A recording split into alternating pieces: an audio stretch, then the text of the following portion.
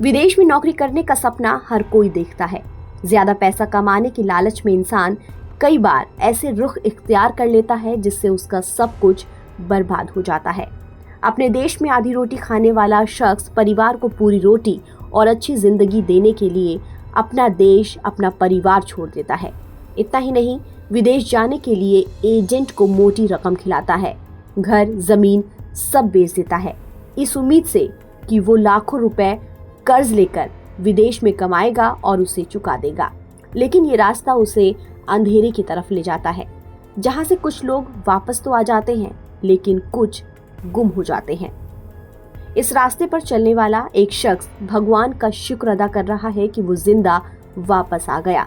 ये कोई और नहीं बल्कि अमेरिका से डिपोर्ट किए गए 104 भारतीयों में से एक हैं। इनका नाम है रॉबिन हांडा। रॉबिन हांडा हरियाणा के कुरुक्षेत्र के रहने वाले हैं, जो डंकी रूट के जरिए अमेरिका गए थे। रॉबिन हांडा के पिता मनजीत सिंह ने एजेंट की चिकनी चुपड़ी बातों में आकर अपने बेटे को विदेश भेजा था। करीब 45 लाख रुपए कर्ज लेकर अमेरिका में कमाने के लिए भेजा था, लेकिन अब वो अमेरिका के सैन एंटोनियो से भेजे गए सैन्य विमान से वापस अपने देश लौट आया है। बेटे की वापसी के बाद मनजीत को ये एहसास हुआ है कि उसके साथ धोखा हो गया है। घर पहुंचने पर रॉबिन ने अपने माता पिता से मिलकर अपना दुख जाहिर किया और उसने बताया कि अमेरिका जाने के दौरान उसने किस तरह के टॉर्चर झेले और कैसा सफर उसका रहा। रॉबिन ने बताया कि 7 महीने पहले अमेरिका के लिए वो रवाना हुआ था, दिल्ली से मुंबई पहुंचा। उसके बाद उसका जो सफर था वो काफी टॉर्चर भरा रहा। पेरू में पुलिस ने जेबों से पैसे निकाल लिए। कोलंबिया के पास माफियाओं ने घेर लिया। माफिया विदेश जाने वाले लोगों को जबरन कैद कर लेता है। इसके बाद परिवार से मोटी रकम मंगवाता है। अगर पैसा नहीं मिलता तो वो करंट लगाकर टॉर्चर करते हैं। एक बार तो रॉबिन को लगा कि अब वो कोलंबिया से आगे नहीं जा सकेगा, लेकिन जैसे तैसे वो वहां से निकला और अमेरिका बॉर्डर की फेसिंग पार की। वहां तक पहुंचने में 6 महीने लग गए। इस दौरान कभी पेट भरकर रोटी तक नहीं मिली।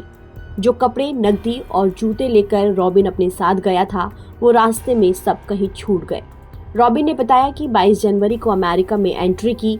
12 दिन ही बीते थे कि सैन्य कार्रवाई की चपेट में आ गया। इसके बाद अमेरिका की सेना ने डिटेन कर कैंप में डाल दिया। सैनिकों ने यहाँ ऐसा बर्ताव किया जैसा कि किसी आतंकी के साथ किया जाता है। कैंप में अवैध प्रवासियों को भूखा रखा जाता था। कभी कभी ही भोजन दिया जाता था। पीने का पानी भी मुश्किल से नसीब होता था। गले, हाथों और पाँव में लोहे की बेड़ियां डालकर रखा जाता था। रॉबिन ने बताया कि सेना के जहाज में सफर के दौरान भी बच्चों को छोड़कर महिलाओं समेत सभी को लोहे की बेड़ियों में जकड़कर लाया गया।